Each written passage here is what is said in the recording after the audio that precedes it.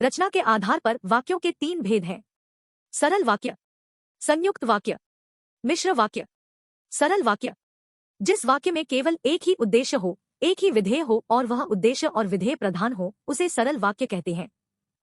उदाहरण, सूरज निकला, वह घर गया, मैं पढ़ रहा हूं।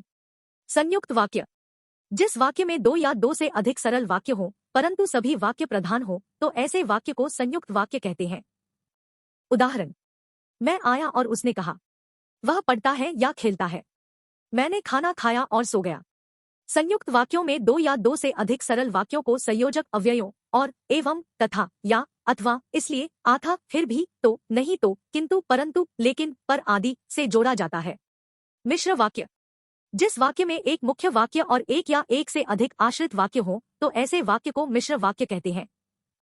उदाहरण, मैंने देखा कि वह आया था, जब मैं घर आया तो वह सो रही थी। यह बात मुझे अच्छी लगती है कि तुम पढ़ाई में मेहनती हो। मिश्र वाक्यों में एक मुख्य वाक्य होता है जिसे प्रधान वाक्य भी कहते हैं। प्रधान वाक्य के अतिरिक्त एक या एक से अधिक आश्रित वाक्य होते हैं जिन्हें उपवाक्य भी कहते हैं। आश्रित वाक्य प्रधान वाक्य पर आश्रित होते हैं। आश्रित वाक्यों को उनके अर्थ के आधार पर निम्नलिखित प्रकारों में विभाजित किया जा सकता है।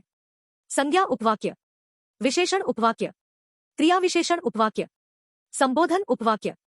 संज्ञा उपवाक्य, जिस उपवाक्य का प्रयोग संज्ञा के रूप में होता है उसे संज्ञा उपवाक्य कहते हैं। उदाहरण, यह बात मुझे अच्छी लगती है कि तुम पढ़ाई में मेहनती हो। जो पढ़ता है वह सफल होता है। विशेषण उपवाक्य, जिस उपवाक्य का प्रयोग विशेषण के रूप में होता है उसे विशेषण उपवाक्य कहते हैं। उदाहरण, वह लड़का जो पढ़ रहा है मेरा भाई है। यह घर जो तुमने बनाया है बहुत सुंदर है। क्रिया विशेषण उपवाक्य, जिस उपवाक्य का प्रयोग क्रिया विशेषण के रूप में होता है उसे क्रिया विशेषण उपवाक्य कहते हैं। उदाहरण, जब मैं घर आया तो वह सो रही थी। जिसने पढ़ाई की वह सफल हुआ। संबोधन उपवाक्य, जिस उपवाक्य का प्रयोग संबोधन के रूप में होता है उसे संबोधन उपवाक्य कहते हैं। उदाहरण, हे भगवान, कृपया मेरी मदद करो। ओ मेरे प्यारे मित्र, तुमने मेरा बहुत साथ दिया।